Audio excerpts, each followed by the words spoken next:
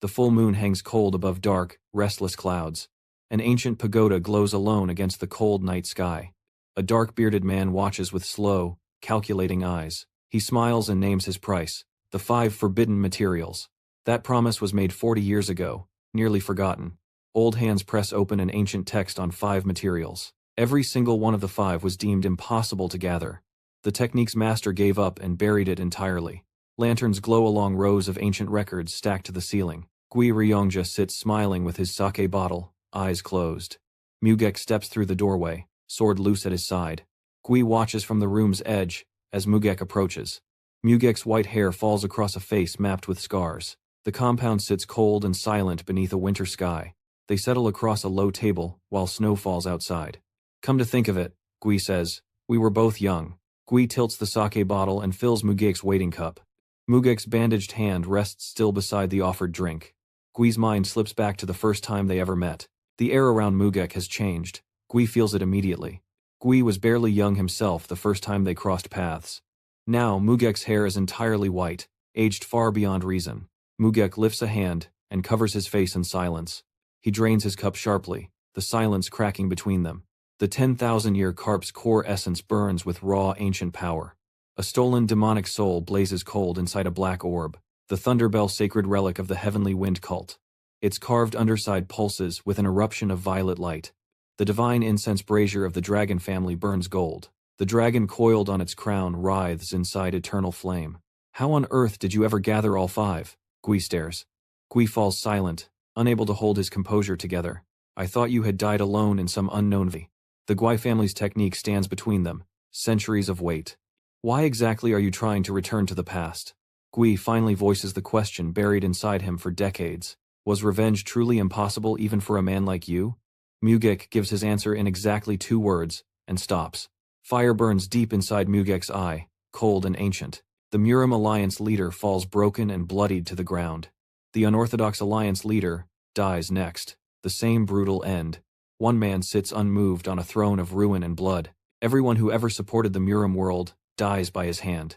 Blood soaks the ground until not one defender is left.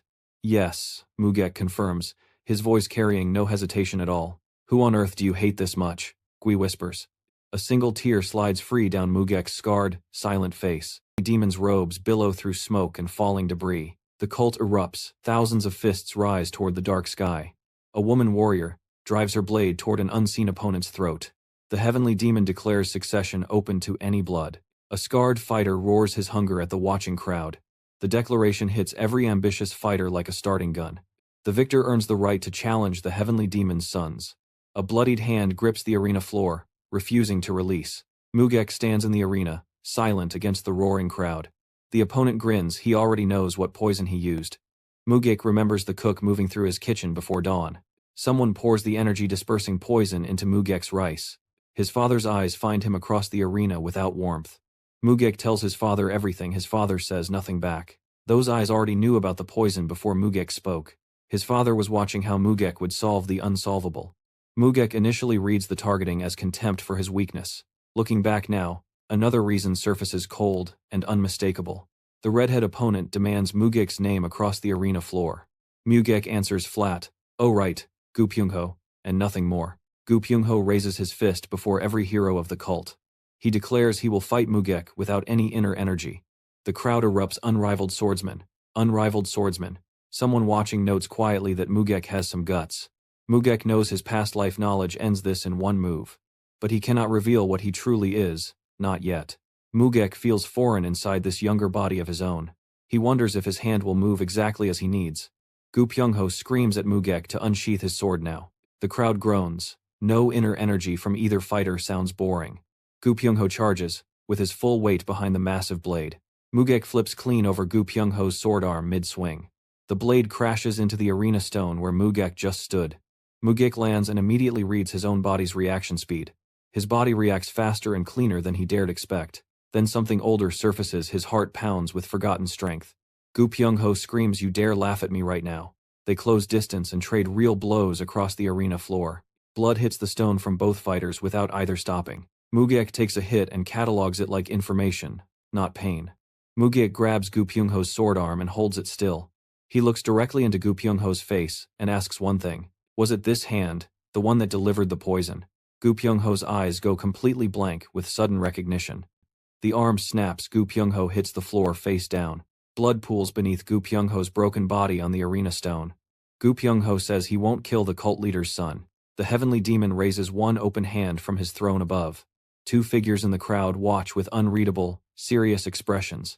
Mugeuk stands over Gu Pyongho's body, sword lowered, face quiet.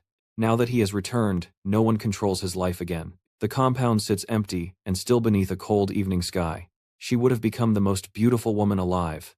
The old cook confesses the debt came from gambling it all away. Two kitchen workers cry out at something they cannot believe. Cook Lim looks up and asks what Mugeuk means by that. Geom Mugeuk stares down at the cook without blinking once. The cook admits Gu Pyongho personally handed over the money. Mugeuk asks him why he agreed to poison the food. His blade cuts across a man who had no time to react. Leon hurries behind him and asks where they are going.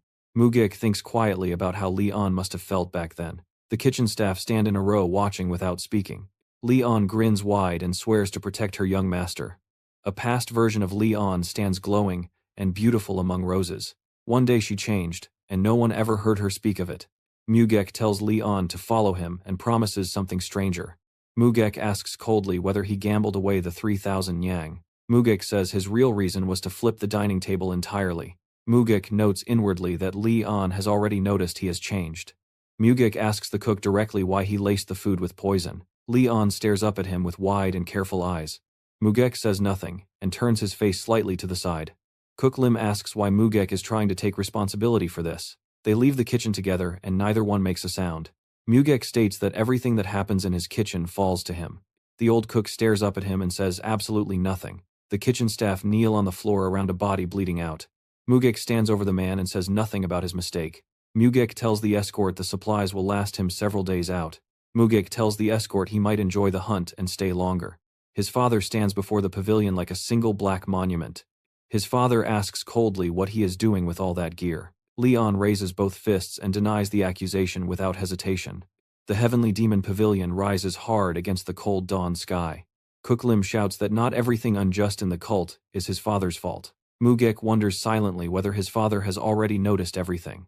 The two of them walk deeper into the forest without speaking.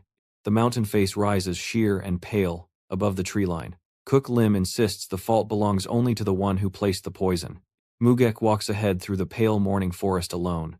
His father says that is an ambitious dream he has there. The soaring sword art explodes blue through the dark, cold air. Mugeuk wonders internally if he showed too much just now. His father tells him flatly, that is exactly why he is a cat. His father stares ahead with completely unreadable eyes. His father says Mugeuk would have paid the price for lying to him. Mugeuk smiles and says he is a beast that hides its claws. His father's sword tears through the air with no signal given. The forest goes completely still after the strike lands. Mugeuk notes that half a second later his whole cheek would be gone. His boots stop at the edge of where the ground broke apart. His father says two words and they land like dropped iron. Mugeuk decides it would be better to simply tell him the truth.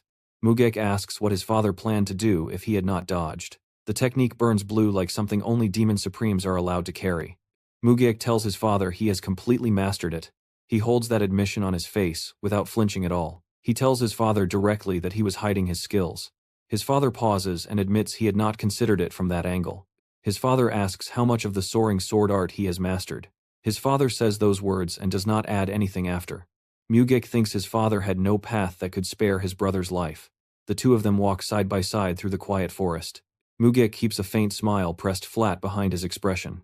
Mugeuk realizes his father must still carry that wound inside him. His father's face gives nothing away at all. His father says the words and cannot finish his own sentence. His father stops speaking and strikes without any warning given. Mugeuk stands in the aftermath and holds his breath tight. His father asks who taught him everything he knows about hunting. Mugeuk's answer reveals a man he never knew had existed. Mugeuk says quietly that without that uncle, he would not exist at all. The forest floor holds the proof of what just happened between them. His father says there is no need for him to even consider that. His father says he killed his own brother when he was Mugeuk's age. His father stares forward and does not explain anything further. His father leaves one word hanging in the cold air between them. That single eye makes the unfinished threat completely clear.